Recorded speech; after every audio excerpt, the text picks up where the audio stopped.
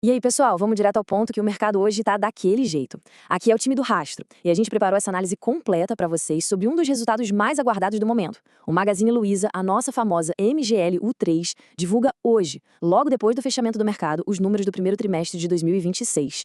Para quem já acompanha os balanços das gigantes da bolsa com a gente, sabe que entender o cenário antes de o número sair na tela é absolutamente crucial.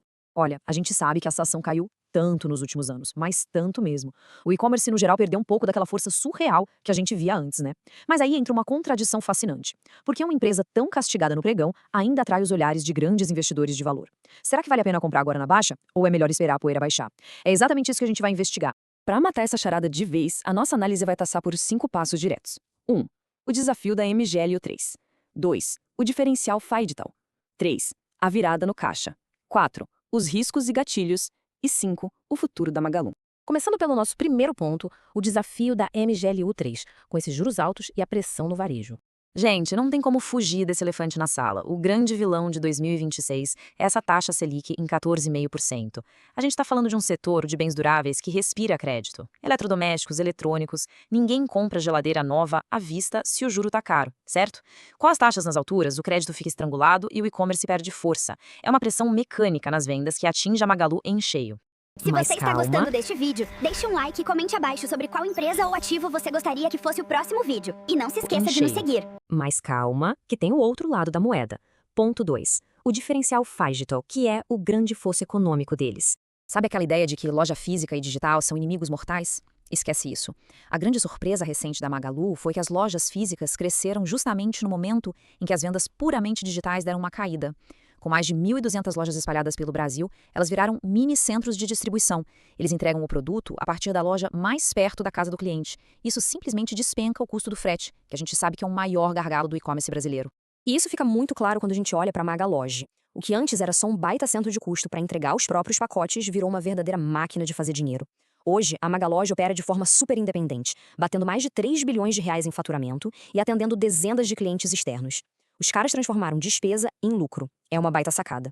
Indo para o nosso tópico 3, a virada no caixa e a passagem daquele crescimento a qualquer custo para o foco total no ROIC. Se a gente voltar para 2022, o mantra lá dentro era crescer de qualquer jeito, queimar caixa para ganhar mercado. Mas a Magalu de hoje é outra empresa, pessoal. O jogo agora é disciplina financeira e rentabilidade. O foco total está em dar retorno e escolher a dedo onde investir, tipo em inteligência artificial e na Magalu Cloud. É por causa dessa mudança radical de postura que a empresa vem entregando lucro a trimestres consecutivos.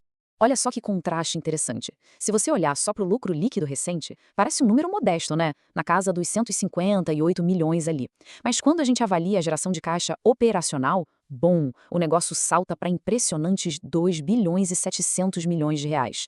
Isso prova que a gestão de estoques e de fornecedores está redondinha. A operação deles está gerando dinheiro vivo pesado na veia.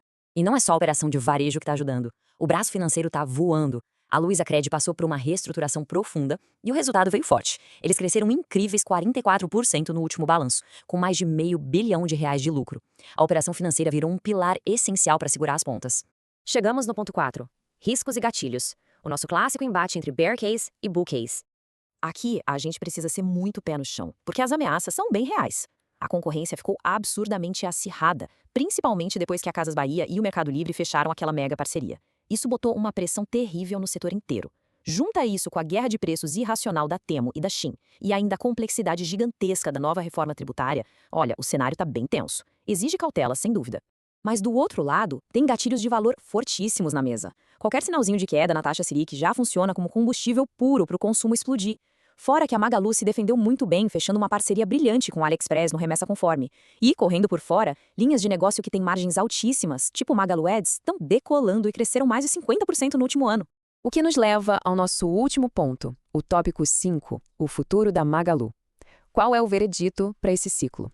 Para entender os fundamentos de verdade hoje, vocês precisam enxergar além da vitrine. A Magalu não é mais só uma loja vendendo TV e celular. O varejo físico e digital virou só a isca, a porta de entrada. O objetivo real agora é trazer o consumidor para um ecossistema gigante que junta serviços financeiros lucrativos, publicidade digital inteligente e uma logística brutal de ponta a ponta. É nessa estrutura toda que está o ouro.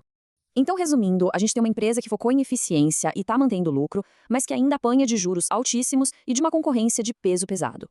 Com o mercado na expectativa máxima para o balanço de hoje, fica aquela reflexão para a gente pensar juntos. E aí? Magalu ainda tem futuro ou é hora de partir para outra?